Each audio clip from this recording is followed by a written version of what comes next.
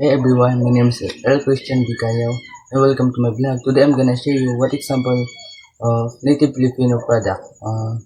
This is example of Philippine native product and this is lampara or traditional Filipino lamp. The primary purpose of a lampara is to provide light, especially in areas with limited or no electricity.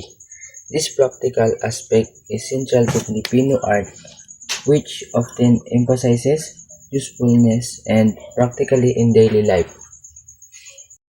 Lampara or traditional Filipino oil lamp embodies the Filipino concept of art through its functionality, resourcefulness, and cultural significance.